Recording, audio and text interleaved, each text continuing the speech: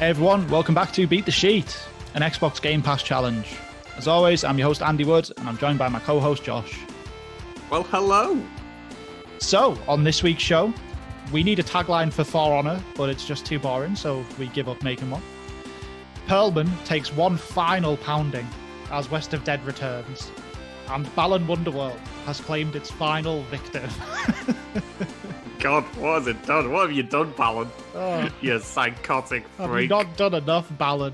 Come on. Anyway, but before we get into the show, we just want to do a quick recap for anyone who didn't listen to the show last week. So yeah, just so you are aware, Beat the Sheet is going to be wrapping up over the course of this month. We're going to be doing the final episode of Beat the Sheet, which is going to go out on the 28th of June.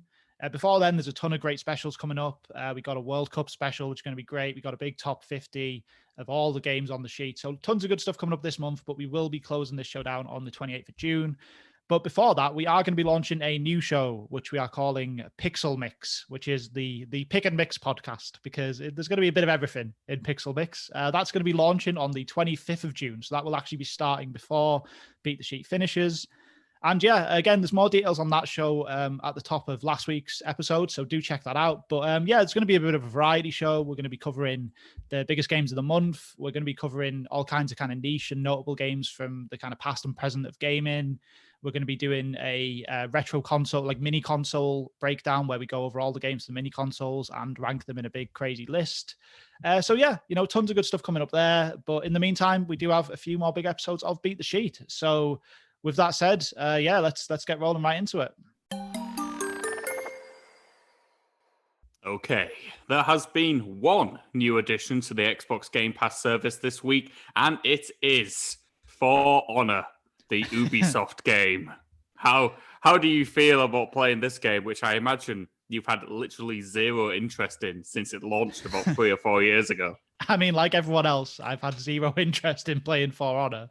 Yeah, I mean, look, this is it's a quiet week, isn't it? When you get the big Game Pass release and you kind of see, because you always see more games, but you don't initially realize that half of them are just PC only, or maybe some of them are literally just coming to mobile and they're already on other devices. So you kind of see the post and think there's going to be some good stuff, and then now you just get this 4-year-old Ubisoft combat game. So not a great week for Game Pass, has to be said.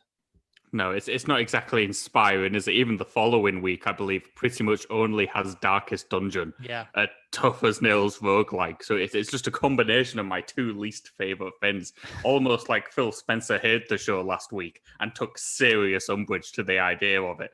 And now he's punishing me with the worst possible games he can launch for the final 3 weeks of this show. But yeah, not hugely excited about either of these titles, but you've put a lot more time into For Honor than I have, because I find it insufferable. So what have you made of it? You mad bastard have finished this game like a complete psychopath.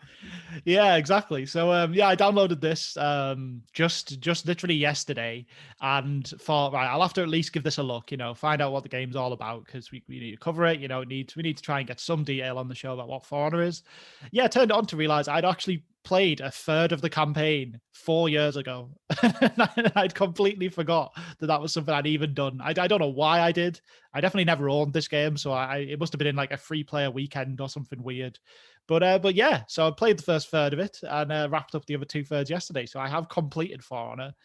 And look, it's an interesting idea for a game. It's basically a melee combat game with, you pick between barbarians, kind of medieval knights and samurai.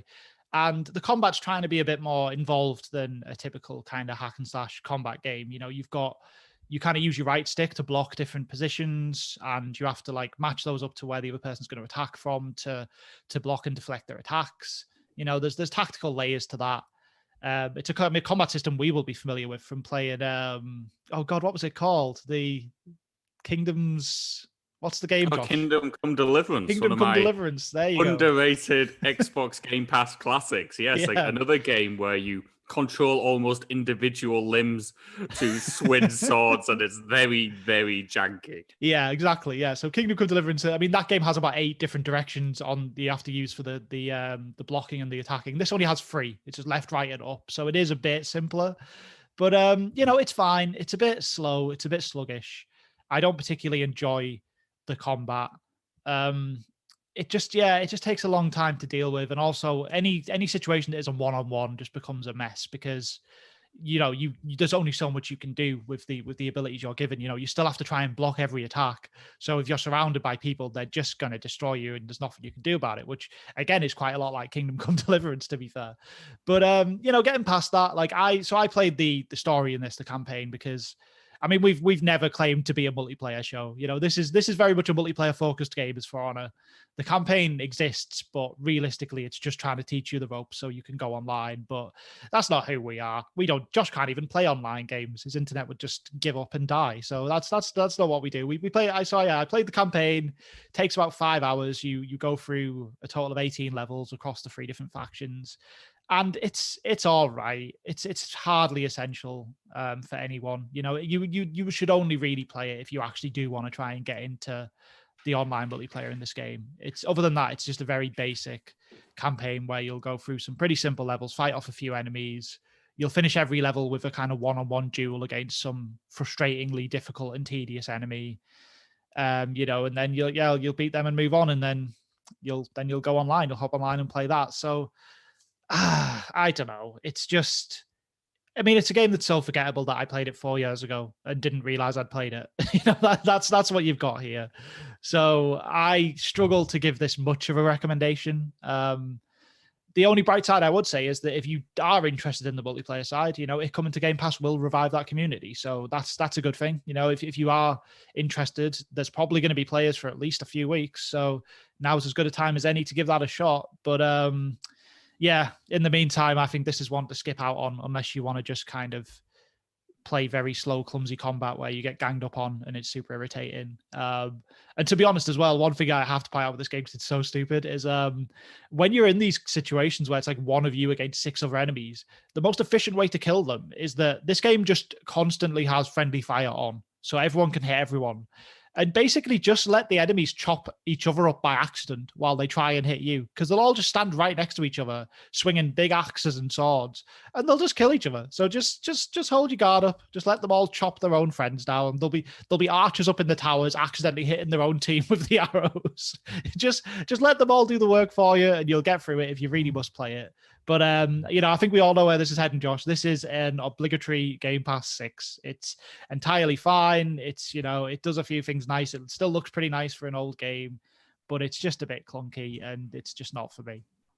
Yeah, I mean, For Honor is one of those titles which, to be fair to Ubisoft and to give them their due, they supported it much longer than I thought they would.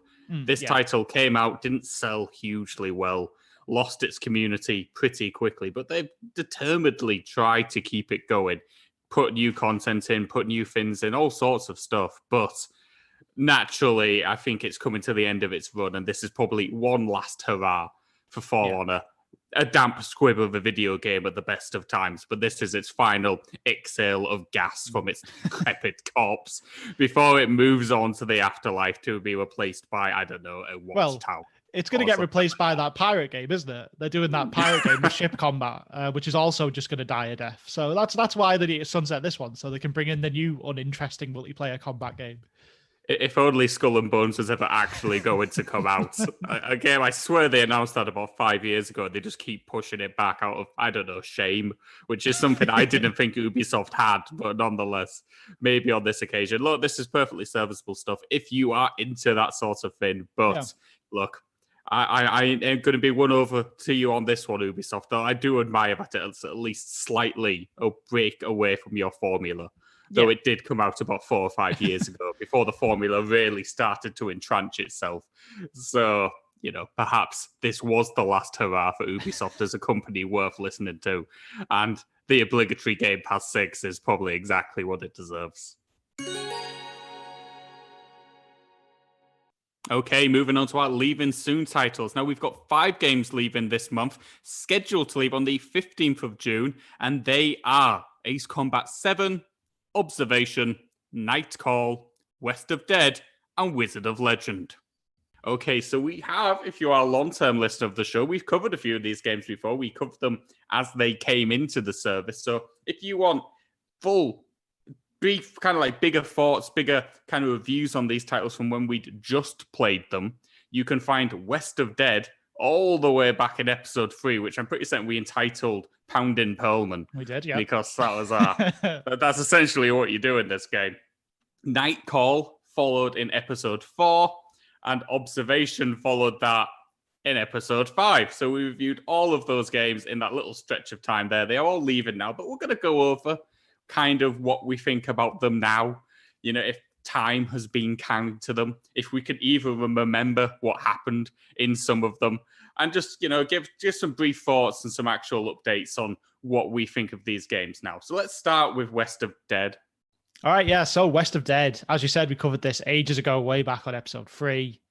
Definitely for our main thoughts on it, go back to that episode. I mean, we kind of sucked at podcasts back then, but give it a go. There'll be thoughts in there. But yeah, look, West of Dead is a roguelike. You know how much we love roguelikes on this show. It stars Ron Pearlman, which is why he is getting pounded, because, you know, it's a roguelike. He dies all the time. And yeah, I mean, look, man, I don't know how you feel about this game so far after we played it, but my main takeaways from it really were it has a nice art style. It looks pretty cool. It's got some good brooding Pearlman lines that get repeated way too often, but, you know, he sounds good saying them.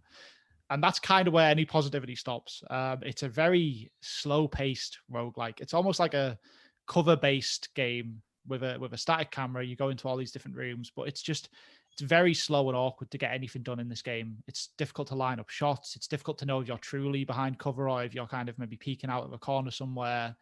It has that typical roguelike problem of, you know, the first few areas will become really easy before long, but then the later areas will just kill you so quickly you can't really learn them or get good enough to improve at them. And then you have to do the whole slog to get to that point again.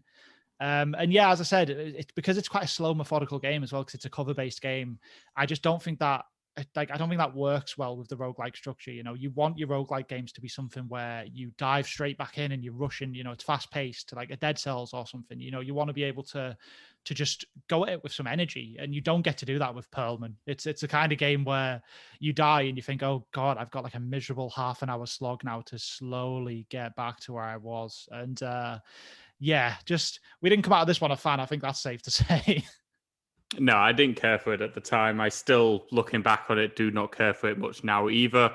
It's one of those roguelikes where the core mechanics of it are kind of fun. I don't mind the color-based shooting. It works well enough. It has a very annoying light mechanic, which I actively dislike, where you need to shoot light to blind enemies, otherwise you can get killed in the dark or something along those lines. It's kind of like what you do in Shadows of the Damned, and it's just a little bit miserable. I don't massively care for it.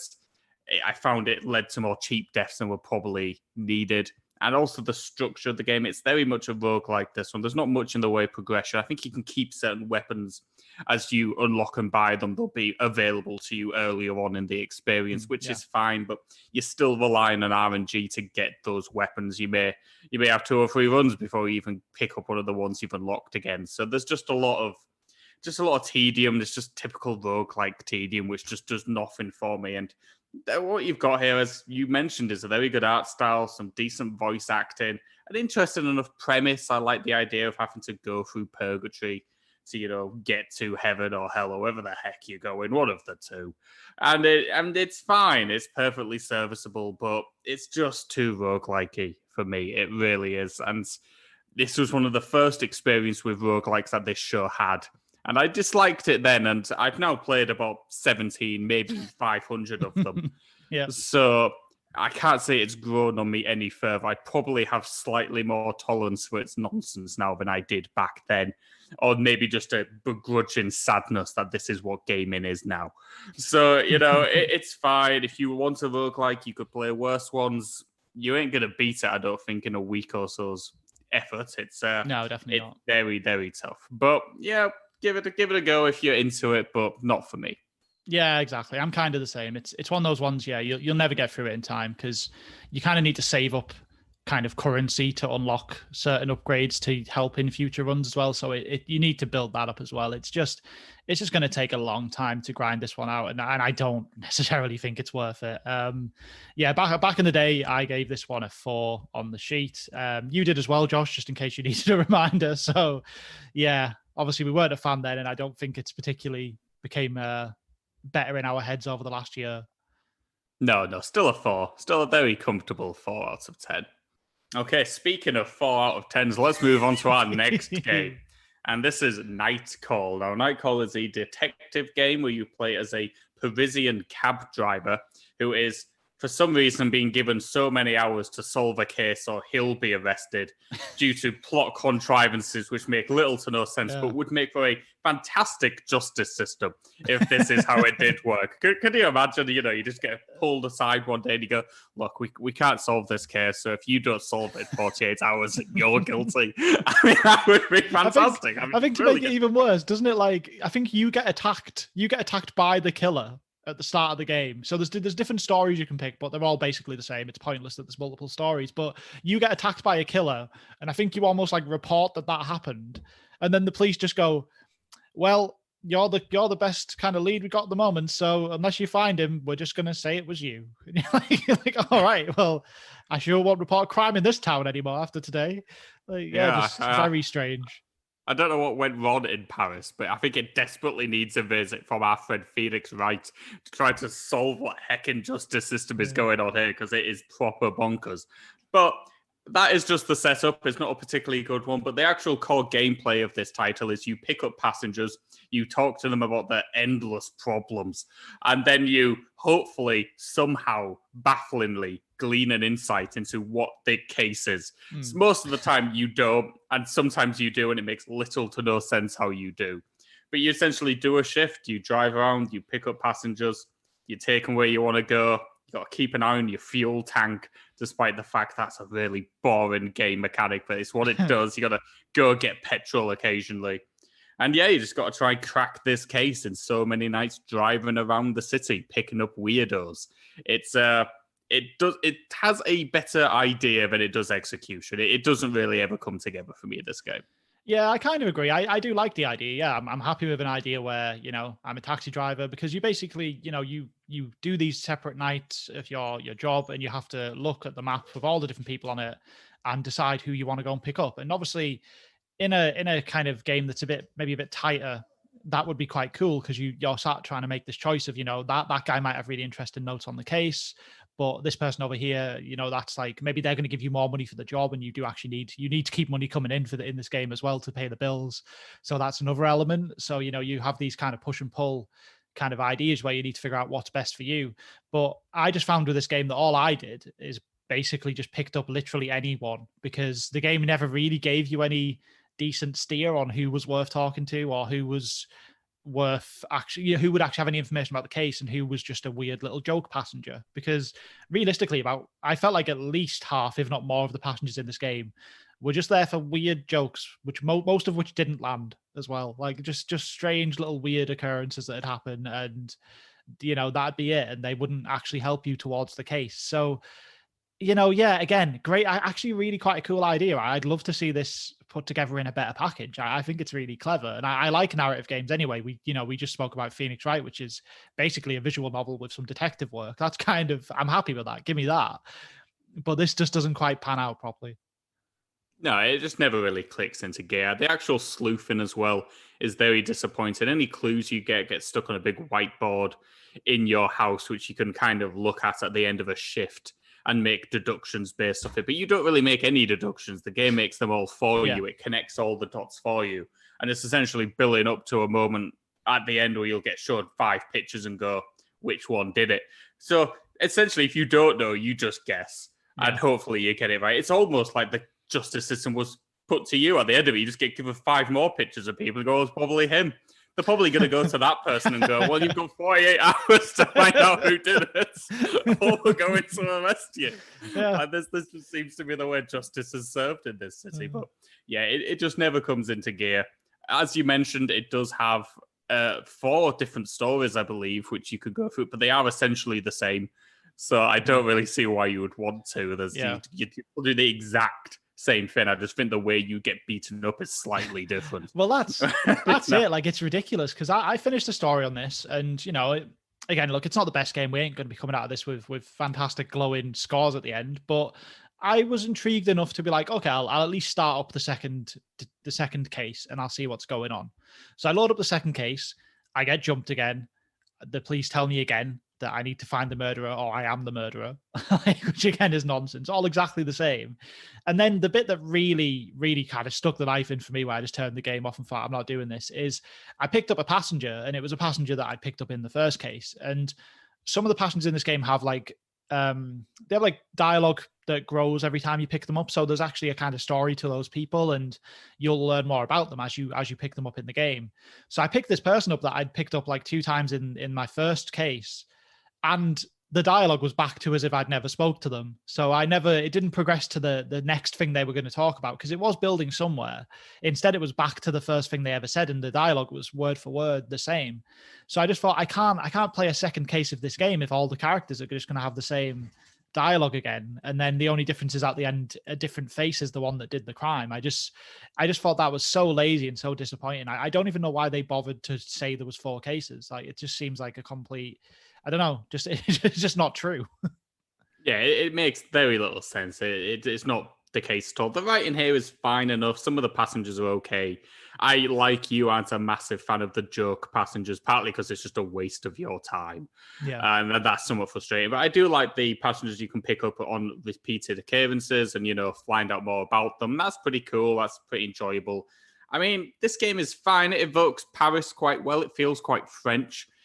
But, it's one of those games where it's just not going to work for me. In fact, there's a much better game which essentially does this exact same premise called NeoCab, which came out on the Nintendo Switch, I think. And that's essentially the same game, but it does this a lot better.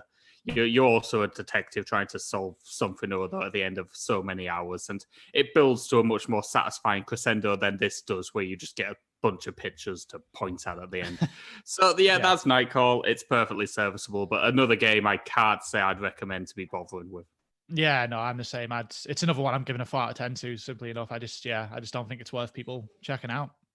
Yeah, I think I gave this a 4 as well. So yeah, not high praise. But let's move on to a game I did enjoy a lot more than Nightcall, Observation. Now, this is a game by Devolver Digital, and this is an interesting little setup. It's one of those what has happened in space games, which we love so much on this show, but it probably does a slightly more interesting twist on it than they do, in the sense that instead of controlling a person, you're controlling a security system. You are the cameras you are the AI which controls the space station. You can jump from camera to camera at different points to see what people are up to, open doors, guide people through the spaceship. So it's an interesting way of telling a story and doing it that way. You don't have control over arms and legs and moving about. You can sometimes get like in an orb and move around in the orbit. There's little bits of movement to it, but a lot of the time it's just static cameras and opening doors, which may sound incredibly boring. And I guess it is to some extent, but I find there's something quite interesting about this game. I like its setup, if nothing else. Yeah, that's a good point. I mean, I came out of Observation weirdly cold on it, and I don't know if that was just because this game actually had a fair amount of hype behind it. There was some, the kind of preview track it went through with journalists before it came out. There was a lot of very positive thoughts on this game, and kind of talking about how, this idea of playing as the AI is this like really cool revolutionary thing. And I don't think it quite pans out to the extreme that I'd maybe seen it built up to before it came out. But yeah, it's still a very cool idea. As you said, Game Pass has been flooded with what happened in space games. We've had so many of these, Tacoma, Deliverance of the Moon, to name just a couple. So it's something we've played a lot of. And I do think this one separates itself from the others in quite a unique way. As for like my main issue with Observation, from what I remember, and again, please do go back and check episode 5 for some more, at the minute thoughts after we just played it. But my main issue with this game was I didn't find anything you actually did in the game particularly enjoyable. It was kind of just a series of linear tasks. Like you could really stretch to call them puzzles if you wanted to, but I don't think they're puzzles. They're kind of just, you're told to do something and you do it. And that's kind of most of the game. Obviously, you know, the game is mainly trying to be a narrative experience, so I don't want to hold it against it too much. But yeah, from my end, I found it a little tedious. But yeah, you know, it's definitely still an interesting game. It's something that I would actually say is worth taking a look at before it leaves. Yeah, it's pretty quick to get through as well. I think it'll take all of 6 hours maybe to play through the entire story. The puzzles aren't particularly taxing; they're all fairly simple. You know, it's a puzzle game, and I never had to reach for a guide or walk through, so that is both a positive or a negative, depending on how you look at it. It varies up its formula enough to keep itself interesting, I would say, through its 6 to 8 hours. And the story itself starts to get proper weird the further on you go with it. It really descends into some proper sci-fi weirdness, almost like 2001 Space Odyssey trippiness towards the end of the game. And I enjoyed that turn of face. And it's definitely worth sticking with to get to that point. But I suppose I look back on this slightly colder than I did at the time. I don't know particularly why. Maybe I've just stopped liking video games apart from Sonic. That does happen. That is an inevitability. But I did like it at the time. So I would actively encourage you to listen to old Josh's thoughts on this game, because he quite clearly liked it a lot. Because I ended up giving it an 8 out of 10.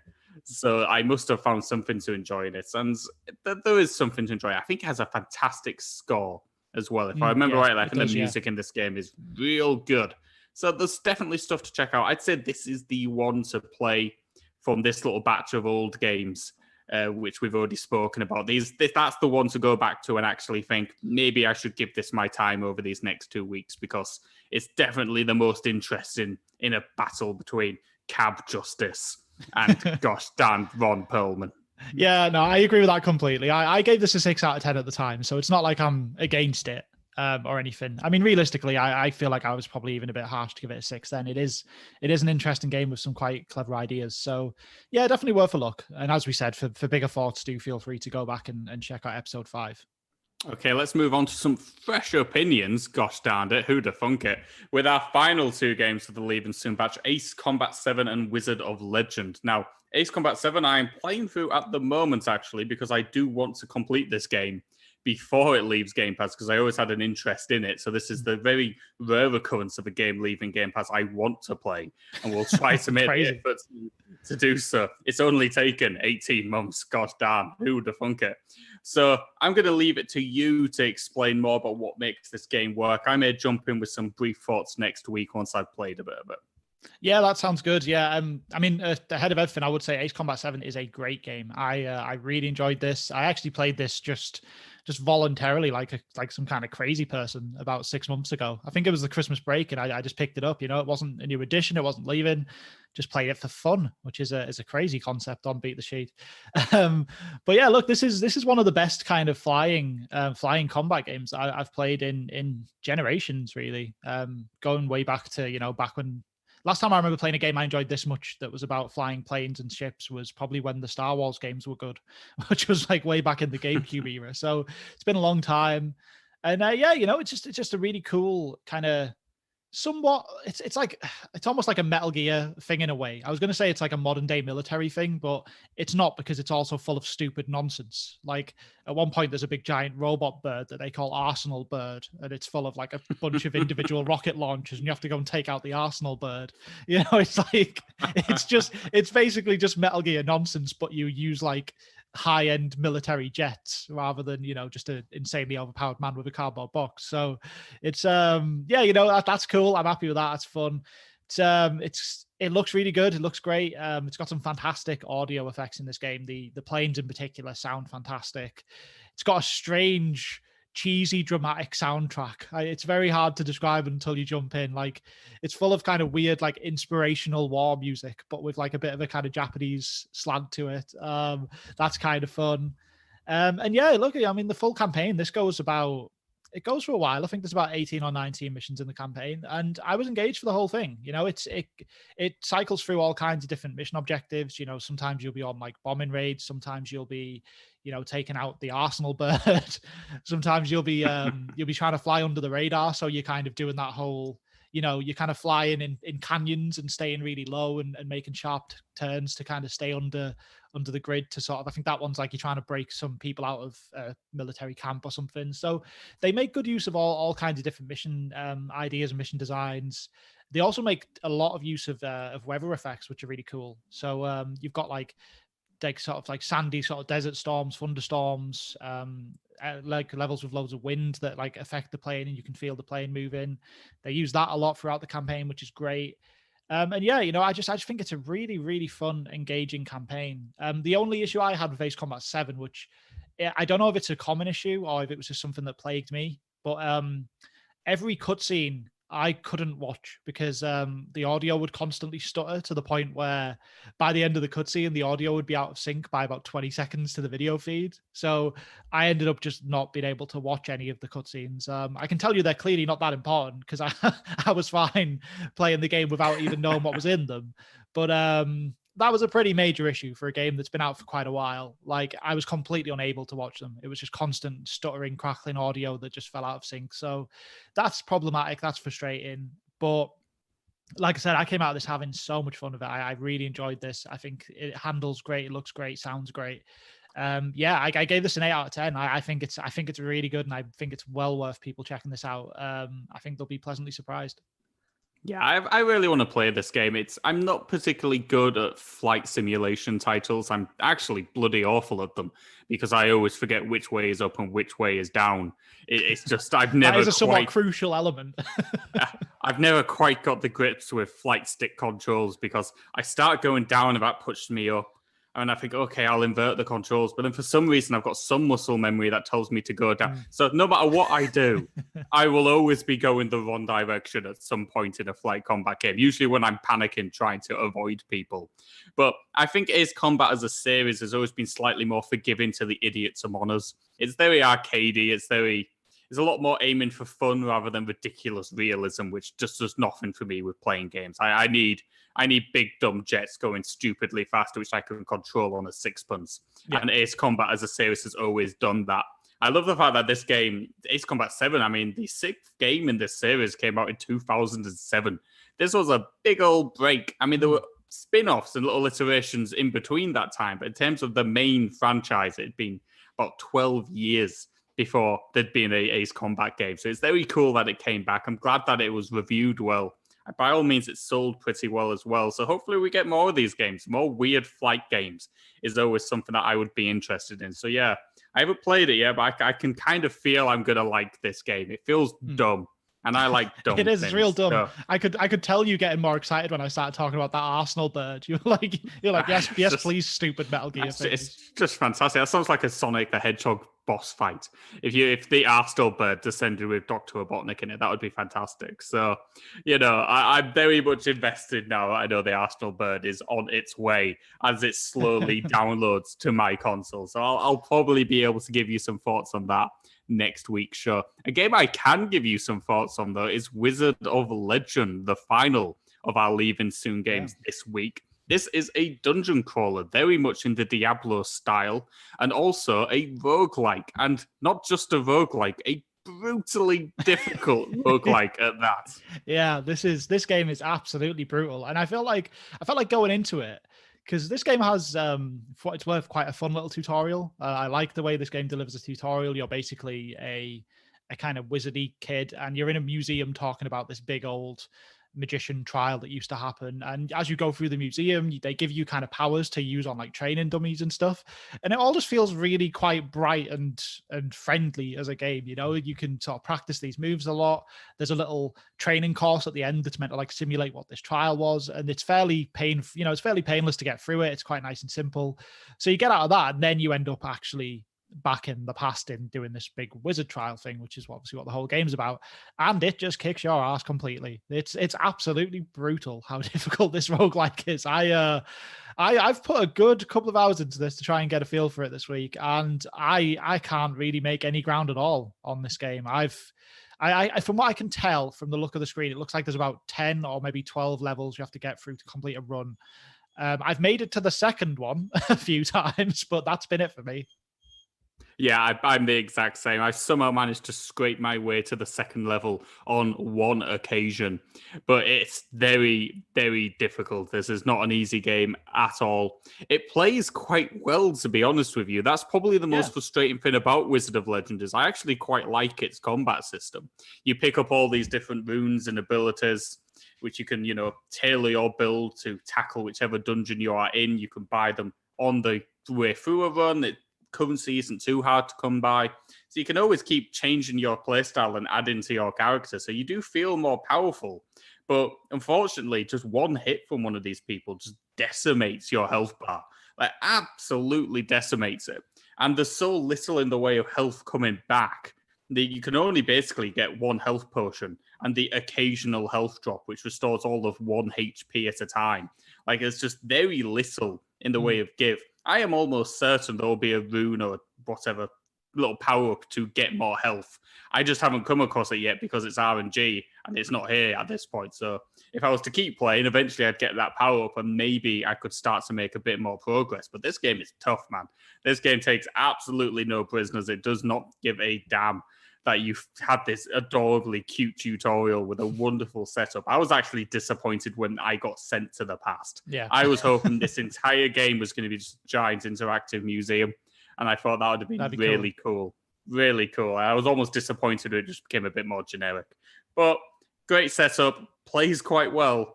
Just can't play enough with it because I can last all of 10 minutes before I have to start again. And that's just soul destroyed, man. I can't just keep going again and again and again in these games. Yeah, exactly. I mean, it's a full-on roguelike, this one as well, in terms of, you don't retain any...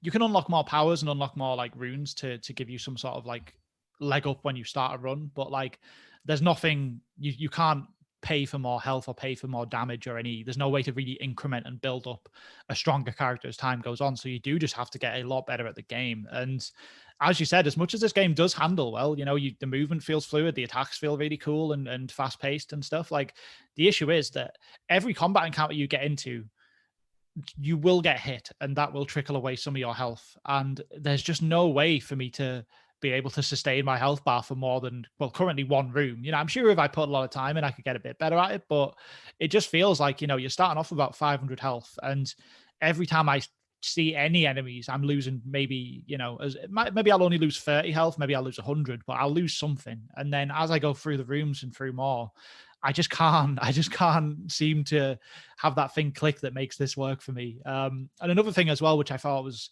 just a weird little misstep that's quite frustrating, is so you build your character up with these different spells. You pick whatever you want out of the ones you've purchased so far, and they're all in different fields of magic. So you've got your fire, you've got your water, you've got lightning attacks, things like that. But you don't know until you walk through the door which element the first boss is going to be. So you might have just put your character out with all lightning attacks, and then you go into the roguelike area and it tells you the first 3 rooms are the lightning boss's rooms. So you now can't do any damage to him because you've just... Well, you can do incredibly low damage to him and to all his enemies because you were going to mainly focus on lightning attacks, and now you're kind of screwed. So I don't like that. I think that's a bit strange. I know you can balance your character out, and because you bring 3 different attacks into a run, so you can pick other attacks to go with it. But only one of your attacks is something you can constantly use. The other ones are on timers. So if you pick the wrong main, basic attack to the element that you're about to go into, you're kind of just dead. Your run's kind of over. And that's weird. I don't really know how that managed to kind of stay in. I just feel like it's a bit awkward. But again, yeah, we say this all the time on this show, but it's another game that I feel like it's been hampered by its decision to be a roguelike. I could totally play a normal 2D action game that was this combat system. As you said, maybe it's a game where you do go through that museum and it's just a normal game with levels, and you do the levels and you beat the game. It's a novel concept these days, but I actually think that could have been a really good game, because I do think these guys can make combat systems and they can make fun spells. They've clearly got some talented 2D artists making all the different animations to these spells. They all look really cool. It's all there. It's just that roguelike structure, man. It just holds it back so much. Yeah, it's just become a tale as old as this podcast at this point. It's perfectly serviceable stuff. I quite enjoy the combat myself. It makes me want to play a Diablo game, so that's usually a good thing. Although at the same time, most of these games come with the preface that I just recommend you play Diablo. rather than these titles. But yeah, it's fun enough. It's okay. The pixel style is good. The music's all right. The world design is somewhat generic, but it's procedurally generated. So what can you expect? Yeah, it does everything that I've come to expect from roguelikes. It's probably one of the better ones I've played in terms of actual enjoyment minute to minute. But ultimately, I can't be bothered to keep getting my ass handed to me time and time again until I memorize every enemy's attack pattern, get enough upgrades to, finally have a good run at things. It's just not going to be something I want to do. And ultimately, despite many positives, I'd still not particularly recommend playing this game. I'd still only give it a 5 out of 10, despite the fact its systems are much more enjoyable than that. Yeah, it's a 5 for me too. I mean, I think the issue is, though, that it's, there's a balance to be had in sort of tailoring that initial difficulty in a roguelike. I understand that, some people are going to listen to this and think, well, you guys obviously just suck at games. You kind of say this one's too difficult and you can't get past the first couple of rooms or whatever. But I've beat a good few roguelikes, in my day. I've beat Dead Cells, Rogue Legacy, the Spelunky series. Like I do play the cream of this kind of crop of games. And those games are great because they don't frustrate you when you lose. And also you feel like you're progressing. You feel like, the next goal, the next target is just on the horizon, and your actual ability to play the game is getting better as you put more time in. I'm not massively getting that sense with my first few hours in Wizard of Legend. I just feel like I'm walking in, kind of getting my ass kicked, and then I'm just doing that again. Like I don't feel like I'm really learning and really improving as the runs go on. And that's kind of a balance issue at the kind of design level of making these kind of games for me. So yeah, got to be a 5 out of 10. I don't massively think this is worth checking out, especially with the added pressure of leaving soon. I find it, I can't imagine a world where we'd ever suggest you try and do a roguelike when it hits leaving soon, because you're just fighting a losing battle trying to play these kind of games on a time limit. I mean, yeah, that's pretty much it. I mean, I absolutely do suck at video games, so there's definitely that element to me. But at the same time, I have been playing them now for 27 years, so the average player is probably going to be worse than me. So if I'm just going, I can't get anywhere near progress in this title, then the chances are most people are going to find it quite difficult as well. If you're the kind of person who embraces that level of sadism and, really does not value their time, then I imagine you're quite young. But if you're like me and getting on in life and you just don't have the time for this sort of stuff anymore, then yeah, this isn't going to work for you. All right, then. So, as always, going to close the show out with a bit of news. And this week we've got quite a lot of announcements and dates to go through, because the E3 schedule is finally kind of locked down. It's in place now.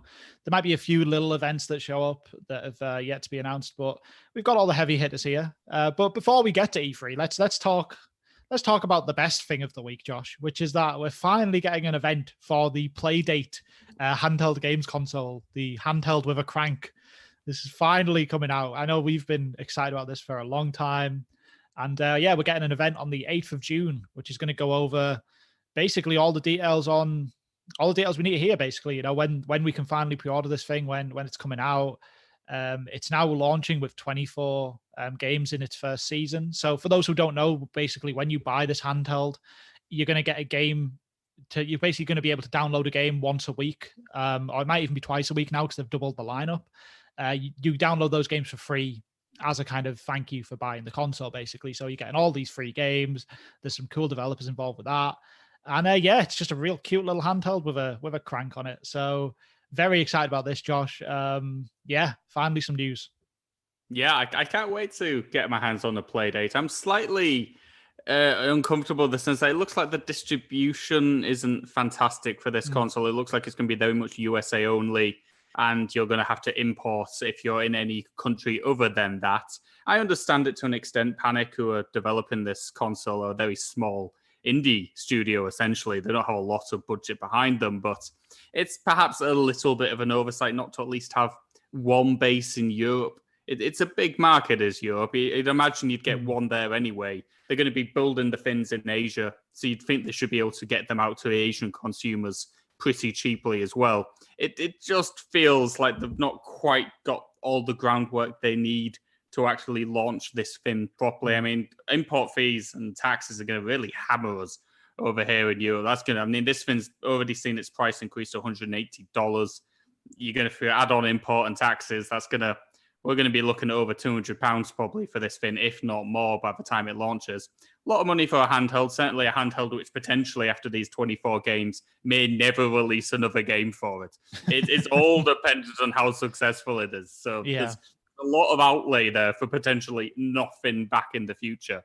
So certainly it's something to be wary about, although I remain very excited for this console. I do find it baffling that it was literally announced in a UK games magazine and somehow we're not included in the list of people who are going to have some proper distribution for this thing. But nonetheless, who am I to question their logic on that one? I just hope it's not too hard to get a hold of and the import fees don't kill us too much. Yeah, well, that's exactly it, right? Because I'm very excited for this. I do definitely, I just assumed for the longest time I'd be picking this up day one, playing all these games the day they come out.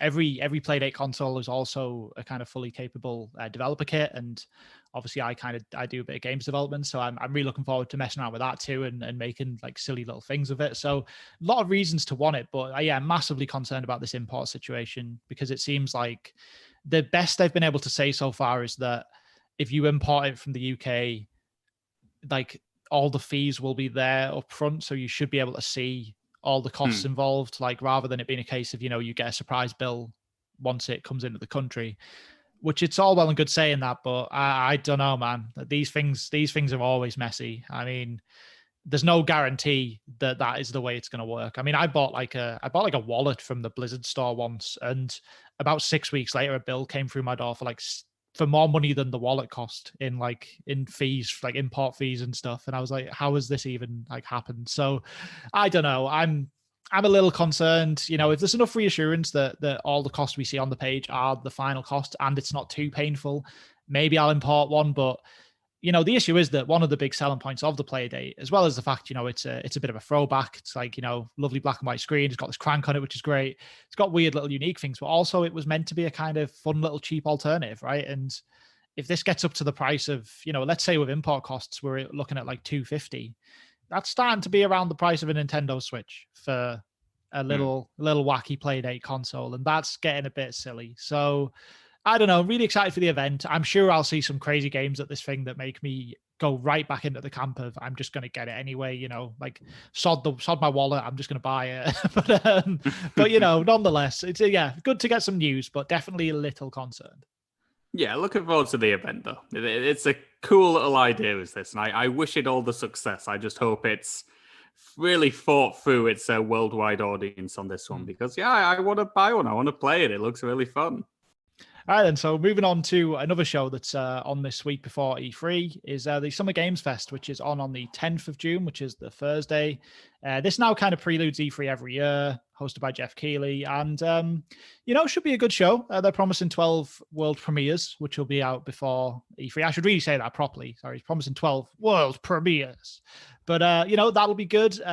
Of course, don't expect anything insane from this. The main publishers and the developers are all having their own shows on E3 weekend. So, you're not going to be getting like giant news. But, last year they did do the premiere of Balan Wonderworld at this show. So, there'll be something interesting, if nothing else. It's always a good little watch. Kind of gets you into the spirit for E3, I guess. But yeah, just go into it with your expectations, right? I would say. Yeah, I think they've realised that last year's Summer Games Fest, they tried to spread everything over the summer, and it just made it unwieldy and annoying. Yeah. So I think most of the big announcements are going to be on this kickoff show. I think it runs about 2 hours long. Day of the Devs is going to be involved, which is a really cool indie gaming festival in America, which I'm desperate to go to one day. And also there's going to be a performance by Weezer, who does not love a bit of the mighty Wheeze getting involved in this show as well. So yeah, I'll tune it in just for the Wheeze. Love me some Weezer because I'm a giant idiot. I mean, I love Sonic games, so of course I love Weezer. Well, like, something else that was great in the 90s has been absolutely terrible since. There's a massive mid overlap right there. I mean, that's just our age bracket, man. That's how it works. But yeah, as I said, should be a good show. And I mean, even getting beyond Summer Games Fest, the whole E3 in general this year, that's one thing I'm really thankful for, which is that the whole industry seems to have collectively realized that, the kind of consumers of all of this information and news, we do prefer it in this big crazy block of like content. That's what we want. We want like a 4-day rush of like, here's all the publishers and developers telling us all the stuff they're going to release. Because last year, and I understand why, there was all sorts of like reasons why we didn't get any kind of E3 celebration type thing, but it was pretty shaky last year. Just kind of, you'd get a bit of news on Microsoft products, and then 7 weeks later, maybe Sony would show up and tell you something. Nintendo would just jump up at the most random opportunity to tell you about like one game for 20 minutes. It was real messy. So I'm just very thankful overall that we're getting a proper big stupid block of just game news again. I really did miss this last year. Exactly. Why don't you tell us what's coming up in E3 proper then? Because all of those conferences have been announced. I'll just let you run through the whole damn lot because there's a lot to get through. Yeah, exactly. Yeah, let's race through all of these, and we're going to start it off with not being excited because on Saturday the 12th of June you've got the Ubisoft Forward show, which will be showing us, I'm sure, all of the latest Ubisoft games that are just like the old ones. Then you've got a Gearbox conference. Nobody knows why Gearbox have a conference, but we will all find out together on the 12th of June. And then you've got the Devolver Digital Conference, which is always a wacky, crazy little special thing. Moving forward to the 13th, then 13th of June, you've got the big Microsoft show, which they have, of course, announced that they are doing a joint showcase with Bethesda this year. So there's no separate Bethesda conference. It is going to be a Microsoft and Bethesda show. That day is also going to have a Square Enix conference too.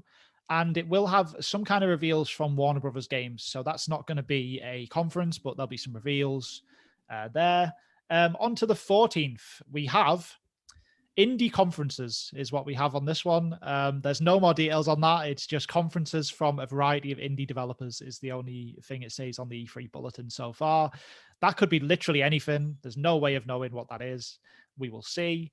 That day will also have some presentations from Take-Two and Capcom. So again, not big blown out conferences, but some news, some presentations. And finally, the 15th of June, we'll have a Nintendo Direct. So Tuesday, 15th of June, Nintendo Direct. Very much excited for that. And that day will also have some stuff from Bandai Namco, which, might actually be involved in Nintendo too, because they do have quite a close relationship these days. But that's a lot. That's kind of the heavy hitters. There's all kinds of other events going on too. But those are the kind of main big developer events. So yeah, back to you then, Josh. What are you picking out from there? What's interesting to you? Well, I'm very much looking forward to Ubisoft. I mean, of course I'm not. That's going to suck. I am looking forward to Devolver, though. I'm a long-term view of the Devolver press conferences. Love me some Nina Struthers. Love me the ridiculous world they've managed to craft for themselves there. It's almost like a yearly TV show at this point, and I very much look forward to it each year, along with the fact Devolver released some fantastic games. So I no doubt they'll have some really good announcements too. But of course, Microsoft, Bethesda, big showcase there. Whole Starfield rumors about how soon that will be coming. I'd be amazed if it was any sooner than holiday 2022.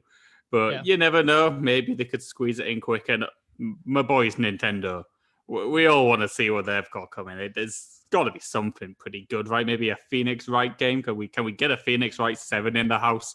That's what we want. I mean, we're getting the translations for those. Never enough. That's never something. Enough Attorney. Give me more. I want some more Ace Attorney too. But yeah, look, I mean, obviously the two big ones here are Microsoft and Nintendo. Microsoft, I think, will be really interesting. It's going to be interesting to find out the reason why Bethesda are linked into them. Like, because it could just be something as simple as they're owned by Microsoft now. Why would they have their own show? But it could be that, frankly, Bethesda don't have a lot to show. They've only got maybe one big game to show anyway, so they're bundled in this year and won't be in years after this. Or it might just be that Microsoft want to make a real point of being like, these guys are us now, like frig off Sony, that kind of thing. But yeah, I think that show's got to have some good stuff in it. I mean, I'm really, frankly, from my end, I'm looking more at Microsoft than Bethesda here. We know what Bethesda's output is like. We're already, you kind of know what they're going to be working on over the next 5 or 6 years anyway, really. But even before the stuff gets announced, whereas Microsoft, we're still waiting for that Xbox first party lineup to show up. It's got to be here somewhere. There's got to be something. So I hope they have something pretty major on, some of those games that we've seen teasers for that look like they're nowhere near. I think we need to start really seeing those games see real gameplay now from some of that stuff, because we can't just be here's Halo, that's it, just be happy. There's got to be more. So that'll be interesting. And then, as you said, Nintendo Direct. Always love a big Nintendo Direct. We've been told this one's going to be about 45 minutes long, and they said it's going to focus on titles, mostly focus on titles that are out this year, with some titles for 2022. So that's a really good sign, because we don't know anything really about stuff coming to Nintendo this year. Obviously, you got the Pokemon remake, but beyond that, we don't know about any heavy hitters coming out this holiday season. So very, very excited to hopefully get, a big, huge first party Nintendo game announced at that. That's going to be the one that's really, I'm really looking forward to over here, definitely. Yeah, looking forward to that. Really hoping that the Halo Infinite trailer is really bad again. And it's like they just show it and somehow it's worse. And they just have to take it back another year. It's just like, oh God, what is going on? How is it looking worse with each year? It's just like they might as well just run the trailer for the Xbox game and just not even say this is what it is now. This is what we're doing. So I'm sure Microsoft will come out with some good announcements. Maybe they're going to make a game for their new console. Something as radical as that could be quite exciting. Who would even dream of such a bold strategy? Yeah, that's a bold prediction, Josh. I think you're going to be eating your words when we do the recap and find that they have in fact announced no games for their console. But yeah, obviously we'll be covering all that on Beat the Sheet. We're really looking forward to doing a big E3 blowout. So yeah, stay tuned for news on those. All right then. Well, let's move on from all the E3 talk and let's talk Sony, who obviously, as you might have noticed, are again not at E3. They're very much fully abandoned now from the E3 show in general. And the most news we have this week really is, well, it really stemmed from the fact that God of War has been delayed to 2022, which is something I think we all expected to happen. Even when they showed the 2021 logo, I feel like the main discussion online was, nah, that's not gonna happen. Come on. And it hasn't happened, which is of course fair enough. There's a lot of reasons at the moment why games are taking a bit more time, so no problem with that. Obviously, another thing with this was they did reiterate this game is still coming to PlayStation 4 in addition to PS5, which had already been announced. And we also heard this week that Gran Turismo 7 is also going to be getting a PS4 version when that launches in 2022. And that obviously goes with Horizon Forbidden West, which is going to be on PS4. So, realistically, the next sort of maybe next 12 months or so of big Sony titles are going to be cross-generational. They're going to be on PS4 and PS5, which is fine. There's obviously there's pluses and minuses to that discussion, but I think the main thing that makes it feel a bit off when Sony do this is, of course, one of their main strategies in the kind of next-gen console race when we were seeing reveals for the Xbox Series consoles and the PlayStation 5, was they were so big on this idea of, really, really talking a lot of smack about how Microsoft were, tying themselves to the last generation. And, you had those famous quotes from Jim Ryan, the head of PlayStation, saying, we believe in generations. Why would we go to the trouble of making this big new console and then just tether ourselves to the old one? We want to be able to deliver, new high-end experiences. And, here we are. We're going to get to 2022, potentially 2 years on from the PS4 launch, the PS5 launch, sorry. And all these big games are going to be on the PS4. So, yeah, what are your thoughts on this one, Josh? I'll say first and foremost, I don't actually have a problem with these games launching on PS4. It makes no difference to my life. I mean, I think you put out a tweet essentially saying that this generation is going to mainly be loading times and look slightly nicer. Yeah. So, that'll be unaffected, even if it is going to run on the PlayStation 4, probably very badly. So, that's entirely fine. I do take slight umbrage with Sony's ridiculous posturing, almost immediately blowing up in their face. It's kind of funny. I don't know why they went to the trouble of trying to score a cheap shot only to completely drop the ball and do the exact same thing they're accusing their competitors of doing, which I do believe is the right thing to do. There's a huge install base for these consoles. People can't buy a PlayStation 5 at the moment. You can't really buy an Xbox Series console at the moment. They're just as tough to find. So you should try to cater for the audiences who can't have these experiences for the next year or so. That's the right thing to do. But, clearly, God of War, I know it was announced to be coming to PS4. I think a lot of people missed that because it was only really this time when it really got hammered home that it's going to come to PS4. confirmed by Sony themselves. And it did anger some people. A lot of people believe the game won't be as good because of that. Whether that'll be the case, time will tell. But yeah, interesting that Gran Turismo, which is always it's almost made to be a showcase of what a console can do, really, at this point. Yeah. Gran Turismo as a series has been getting progressively worse and nowhere near as good as Forza Motorsport for the past decade or so now. It's almost exclusively used as a tech demo.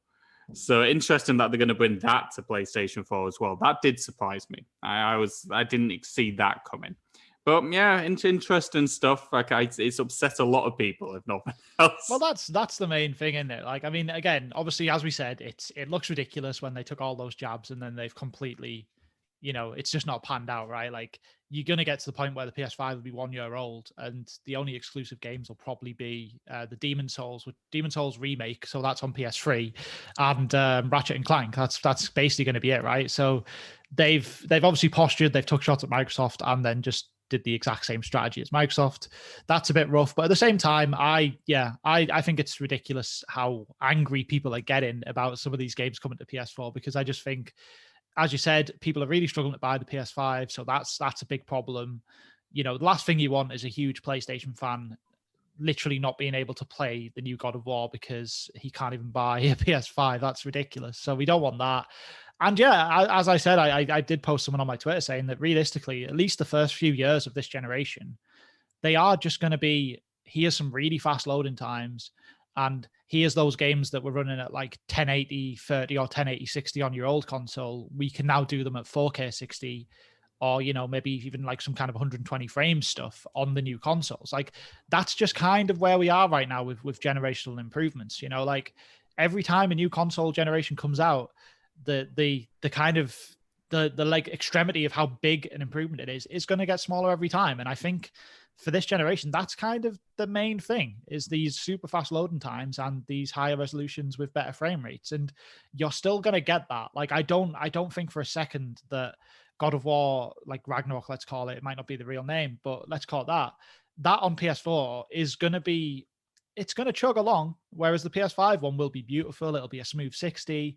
It's going to be the best way to play, but this just allows them to not leave people behind who can't get the new console yet. And I think that's fine, like, fair enough. In a few years' time, I definitely don't want us looking back on, I don't want to see games coming to the original Xbox and the PS4 in like 2023, 2024, because that's going to be the time where we're really turning up the gears on those consoles, right? Like, you look at stuff on the end of the Xbox One, PS4 life cycle compared to the launch. Like, imagine trying to run Red Dead Redemption 2 on an Xbox 360.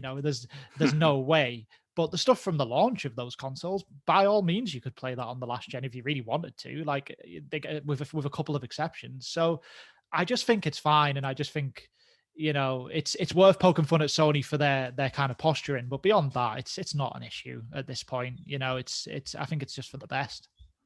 Yeah, exactly. Just people, as ever, seem to forget what happens at the start of console generations for some reason. Yeah, despite the fact it happens every time, every 7 years, the same outrage happens. It'll be okay, guys. The next God of War game will be perfectly playable. It won't be any Balan Wonderworld 2. That's a fact. That's the true next-gen experience we all want. Exactly. That is the experience we want, but will we get it? We don't know. So yeah, news came out this week that Yuji Naka has left or potentially been fired from Square Enix following the just insane levels of failure that Balan Wonderworld has sadly brought out. I mean, I've seen some sales records on that game that are genuinely just atrocious. I mean, it's really, really struggled, and for good reason. I mean, we love a lot of like Yuji Naka's work in the past. Obviously, he's worked on Sonic and the Night series and stuff like that. Worked on Billy Hatcher and the Giant Egg, all kinds of crazy stuff. But this is just a huge misstep. I mean, it was enough of a misstep that we covered the demo in our news section one week because we just had to talk about how much of a mess it was. That's how bad it was. So yeah, it's a real shame, man. Obviously, the guys are kind of definitely like a legend of the games industry, but I mean, you see games like Balan Wonderworld, and you do just have to wonder sometimes, like, have you just lost touch with where gaming needs to be now, and with the bar of quality that people expect from an experience? Because I mean, they were bold enough to put a demo out for this thing. And if they hadn't done that, I would have just bought it like a big dumb idiot. I would have been fine. I would have loved picking up Balan Wonderworld. Like, I still nearly did after the demo because I found it quite really like funny how bad it was. And don't get me wrong, I think we both know here, Josh, we are both going to complete Balan Wonderworld at some point. We might, we might have to like hot seat multiplayer it when I sort of visit yours sometime. It feels like the kind of awful game we would do that for, but we're going to play it. But yeah, when you put a demo that bad out, of course you're going to get no sales. It was absolutely atrocious. Oh, yeah, it was just a terrible, terrible decision to do that. And the game itself looked very, very dated. It was very outdated gameplay, which I kind of like, but you can't make games sold entirely at me. I am just one man, Yuji Naka.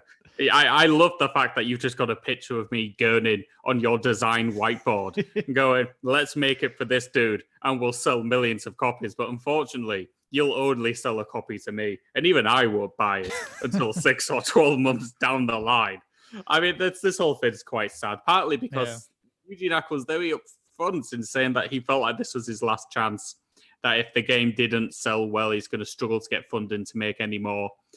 This was his last hooray, and unfortunately, it was less of a hooray and more of just a desperate scream into the void.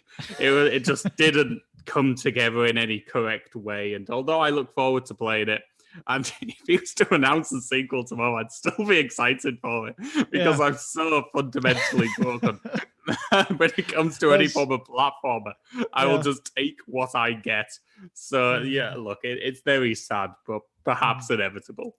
Yeah, exactly. And like I'm the same as you, John. I mean, there's a world where if I went online tomorrow and saw that a Kickstarter had spun up from Yuji himself for Balan Wonderworld 2, I'd probably be on it already. I'd be like, sure, have my money. I'll play Balan Wonderworld 2. It's fine. But yeah, as you said, I mean, who knows? Maybe you'll get another opportunity to make another game. If not, I mean, the guy's had a long, successful career. He's seminal in creating Sonic the Hedgehog, amongst other things. So, a game as awful as Balan Wonderworld, it might tarnish some people's legacies, but I don't think it's going to in this case. The guy's obviously put out a hell of a lot of good work, but still, it's a sad way to see it wrap up for sure.